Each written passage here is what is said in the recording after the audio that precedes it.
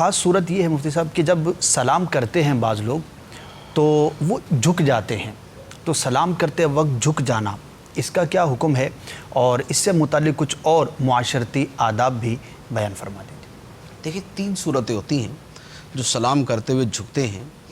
ایک صورت یہ ہوتی ہے کہ کسی سے سلام لیا اور اس کے ہاتھ چومنے کے لیے، دست بوسی کے لیے جھک گئے۔ صحیح۔ تو یہاں جھکنے میں اصل مقصد جھکنا نہیں ہے، اصل مقصد اس کے ہاتھ چومنا ہے، دست بوسی کرنا ہے، اور لازمی بات ہے کہ اس کے لیے جھکنا پڑے گا۔ صحیح۔ اگر اس انداز کے اندر جھکنا ہے کہ دست بوسی کے لیے، پھر اس کی تو اجازت ہے۔ ٹھیک ہے۔ جبکہ صورت وہ ہو کہ جس کے ہاتھ چومے جا رہے اس کے ہاتھ چومنا جائز ہو، یعنی وہ فاسق فاجر قسم کا نہ ہو، دیندار، مذہبی، صالح، نیک یا ماں باپ ہوں تو ان کے ہاتھ چومنے کے لیے جھکا، تو یہ جھکنا جو ہے یہ جائز ہے۔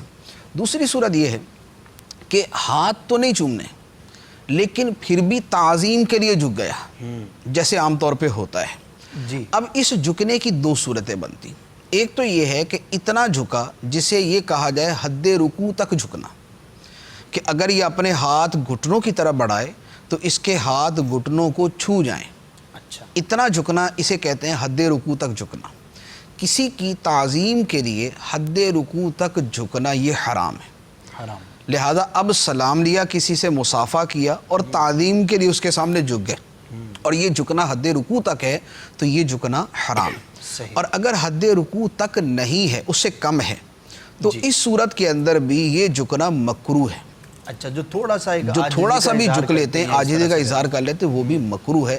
حد رکوع سے کم جھکیں گے تو مکروہ ہے، حد رکوع تک جھکیں گے تو حرام ہے، اور دست بوسی کے لیے جھکیں گے اور ہاتھ چومیں گے اس میں تو اس کی اجازت ہے۔ لہذا ان صورتوں کا خیال کرنا چاہیے۔